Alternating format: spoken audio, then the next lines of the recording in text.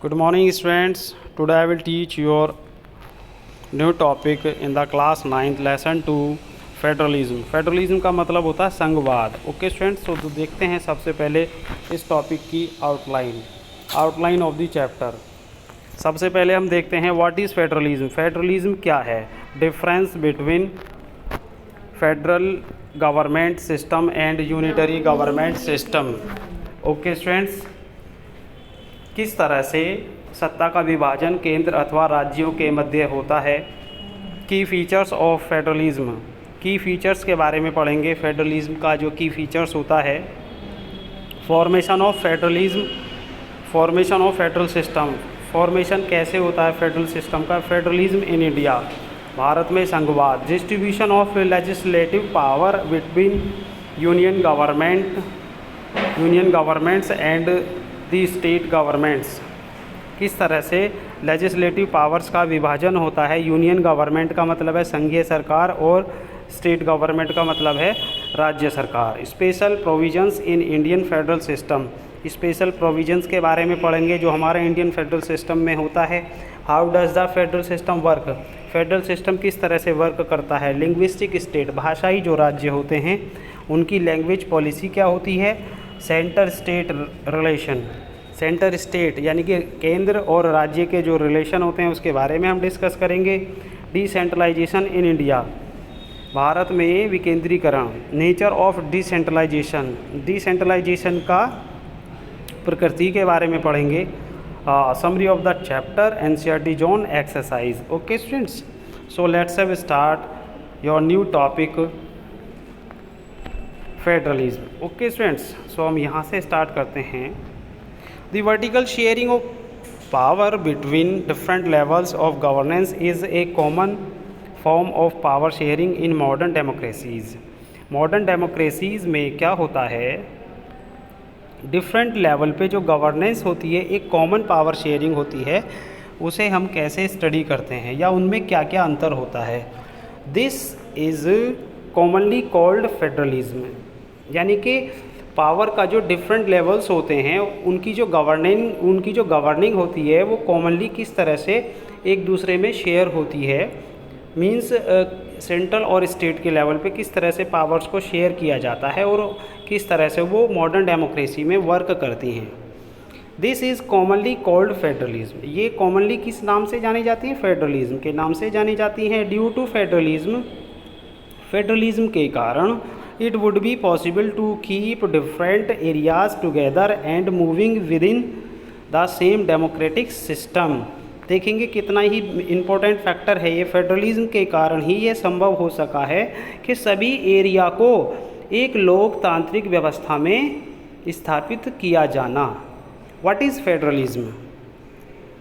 In the federal system में power is decentralised, सत्ता का जो विकेंद्रीकरण किया जाता है। It does not have power at any one place और एनी पर्सन, यानी कि सत्ता की जो समाहित होती है यानी कि जो पावर होती है वो किसी एक स्थान पर या एक व्यक्ति के हाथ में नहीं होती है। The power is divided into several units, इस शक्ति का विभाजन विभिन्न इकाइयों में किया जाता है। यूनिट्स का मतलब इकाई। A two tier government functions in the federal system. A two tier government जो होती है, टू टीयर का मतलब है दो स्तर की जो सरकार होती है वो फेडरल सिस्टम की तरह फंक्शन करती है। The first level government works for the whole country, first level की जो गवर्नमेंट होती है वो पूरे देश में काम करती है। It's jurisdiction covers subject of national importance, राष्ट्रीय महत्व के अकॉर्डिंग इसका जो ज्यूरिसडिक्शन होता है या सब्जेक्ट्स होते हैं वो निर्भर करते हैं। The second level of government is for the state और प्रोविंसेस। सेकेंड लेवल जो होता है वो गवर्नमेंट का, वो स्टेट गवर्नमेंट का या प्रोविंसेस का होगा। प्रोविंसेस का मतलब भी स्टेट्स होता है students. This government looks after the daily affairs, ये गवर्नमेंट जो है डेली अफेयर्स यानी कि दैनिक जो मामले होते हैं उनको देखती है। Both levels of governments operate independently eight their own level, ये सरकारें स्वतंत्र रूप से अपने गवर्नमेंट्स को ऑपरेट करती हैं अपने लेवल से। Federal governance is different from unitary governance. Federal governance जो होती है वो यूनिटरी गवर्नेंस से अलग होती है या इसमें अंतर होता है। In the federal system central and local governments are accountable to the people at their respective levels. यानी कि फेडरल सिस्टम के अंदर केंद्र अथवा लोकल जो गवर्नमेंट्स होती हैं वो उत्तरदायी होती हैं लोगों के प्रति। ओके, अब हम देखेंगे डिफरेंस क्या होता है फेडरल गवर्नमेंट सिस्टम में और यूनिटरी गवर्नमेंट सिस्टम में। अब मैं सबसे पहले स्टडी करूँगा federal government system. Okay students, चलेंगे, खैर मैं दोनों को एक साथ ही बता देता हूँ, ठीक है। चलेंगे, देखेंगे। सबसे पहले हम बात करते हैं फेडरल गवर्नमेंट सिस्टम की। Under this rule governments have 2 levels. इस शासन में, सरकार का जो शासन होता है इसमें 2 लेवल होते हैं। Both levels work independently in their own level. यानी कि यहाँ पर बोथ लेवल्स का मतलब है सेंट्रल और स्टेट से, ये दोनों अपने लेवल से काम करते हैं।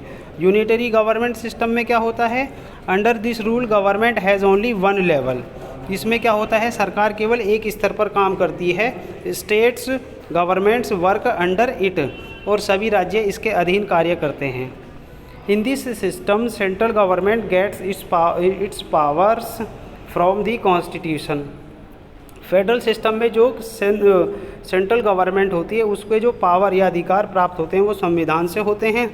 In this system, unitary system में क्या होता है, state governments get their powers from the central government. Unitary government में जो स्टेट गवर्नमेंट जो शक्ति प्राप्त करती है वो केंद्र सरकार से करती है। अगला है, in this system subjects are divided between central and state government.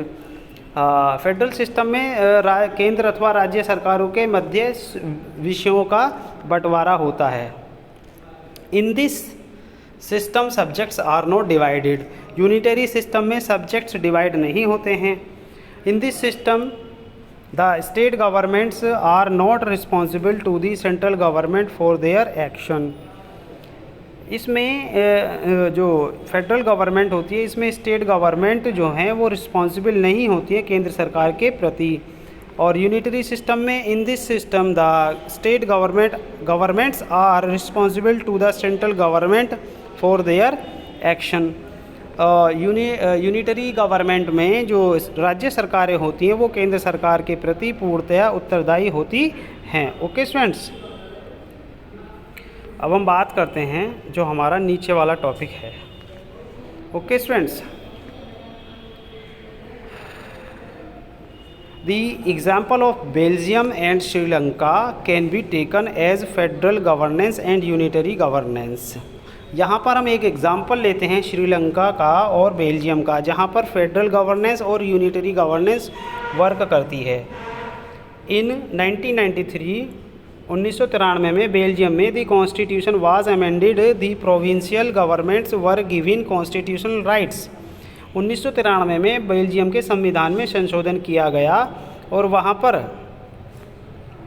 जो प्रोविंशियल गवर्नमेंट का मतलब स्टेट गवर्नमेंट को संवैधानिक अधिकार प्रदान किए गए। Okay students,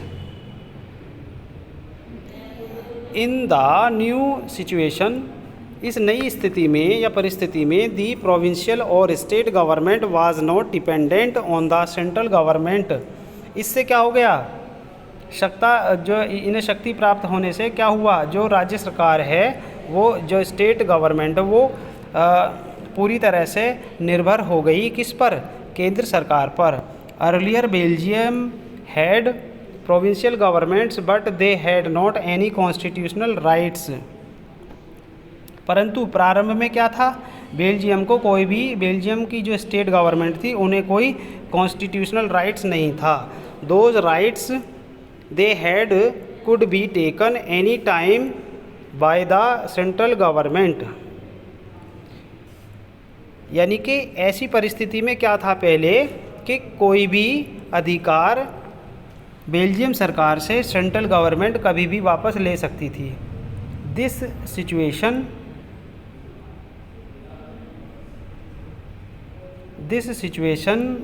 completely changed after 1993। ये तस्वीर पूर्णतया बदल गई 1993 के बाद। Belgium fully adopted the federal system. Belgium ने पूर्णतया फेडरल सिस्टम को अपना लिया। Despite being a democracy in Sri Lanka, Sri Lanka में डेमोक्रेटिक, हाँ जी, despite being a democracy in Sri Lanka, Sri Lanka में डेमोक्रेसी होने के बाद practically unitary governance exist. Practically Belgium में यूनिटरी गवर्नेंस जो है अस्तित्व में आई। All the powers there are under the central government, और सभी जो पावर्स थी वो सेंट्रल गवर्नमेंट्स के अधीन आ गई। ओके स्टूडेंट्स, अब आप इस वीडियो को बहुत अच्छे से देखें। गुड बाय स्टूडेंट्स, आगे का टॉपिक हम कल डिस्कस करेंगे। Good bye.